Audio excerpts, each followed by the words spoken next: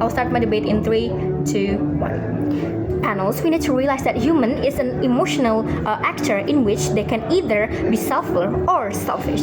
And now currently, people, or especially Generation Z and Alpha, is facing a lot of mental problems, be it from school, friendship, or family, and they feel a lot of fluctuative emotions. They feel unnecessary emotions that they're actually not supposed to feel, because then it's a small action, but because of their overwhelming conditions from their environment, they are feeling a lot of these negative emotions, like these negative fluctuative emotions, right?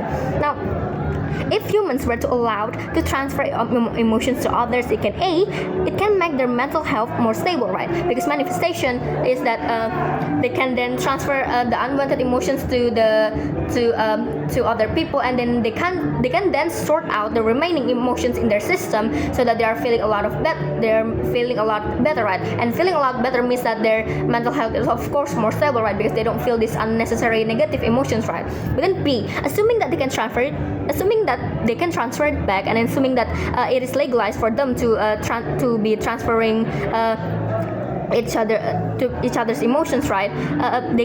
People can then help sort out each other's emotions, right? So it is not only helping people get rid of other people's negative energy. It can also help strengthen their bond, right? Especially in friendships or in family or in relationships, right? Now, framing panels. This is a philosophical ideal world motion in which our side must make a justification as to why A, transferring emotions to others can create mental health stability, and then B, transferring emotions could help the interest of the main actor, which is human. So what is the main actor's interest, panels? It is A, they want to human wants to feel happy almost all the time, right? They want to only feel the positive emotions, right? But then B, they want to be on their peak performance, right? And I'll explain why transferring emotions can help achieve this interest later on, right? Now, key points of this motion is that A, transferring human emotions. People are allowed, and it's assumed that it's legal to transfer their emotions to others in order to make it easier for them to sort out their emotions, or so that they wouldn't feel unnecessary emotions, right? Now, disclaimer: this could only happen if both parties are on like agreeable term, and they are willing to be transferred emotions, right? But then B, human emotions is something in their system that allowed humans to feel, to socialize, to empathize, to sympathize, to then be human, right? To then make interactions with a lot of people, right? Now let's move on to my arguments. I want to the first one is why is transferring emotions should be justified, right? So panels, we need to realize that humans sometimes can be too oversensitive to things that are actually small, maybe because they feel overwhelmed by something, right? By their environmental, right? By their unhealthy environmental, for example. And it's bad because A, it can hinder their overall performance, so they're not doing their best on something that they should have been. For example, like in an important exams, in a big projects, or in maybe an anniversary, right?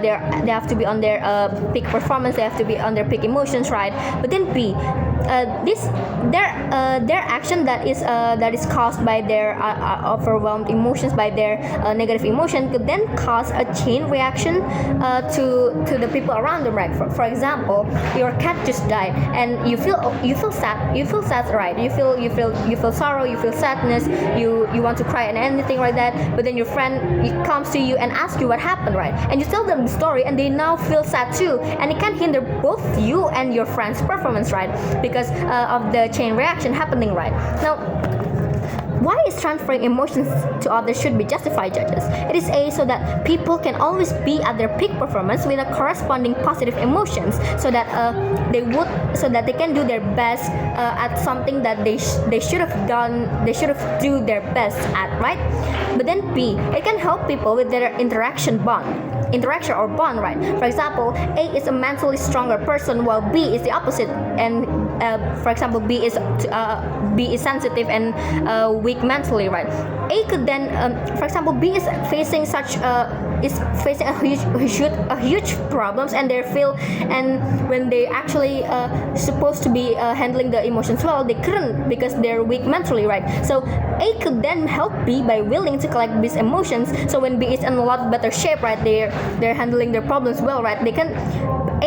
Could then transfer the emotions back to B, in which B can now handle it well because the situation at hand has been solved, and now he can feel, and now they can handle the emotions better. Or if, since A is a stronger, mentally stronger person, A could then get rid of the negative emotions, right? Because like I said, emotions is something that can disappear and appear easily, right? Now comparatively, judges, the best scenario on our side is that people is feeling a lot less negative emotions, and their bond with each other is stronger, right? They're connected with each other, their bond is stronger, and basically it's better for them, right? Well, our worst scenario is, yes, maybe some people might be overwhelmed if someone, for example, like forces to transfer emotions, but then it can be prevented with a strong rejection, because I'm assuming that it is legal to transfer each other's emotion. It is also legal to reject reject transferring emotions with others, so that the transferring emotions could not happen, right? Now the opposition might say that, what if selfish people were to misuse this?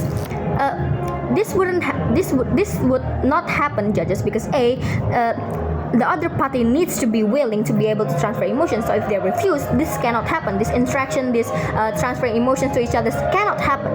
And B, even if it were to happen, others could then help the person by helping them sort out the emotions. So then they could, so then, for example, A is being forced to take unwanted emotions by others, by unwanted people, right? And then their friends could then help A sort out their emotions, maybe because maybe they're willing to collect A's emotions and then help sort it out, or etc., right?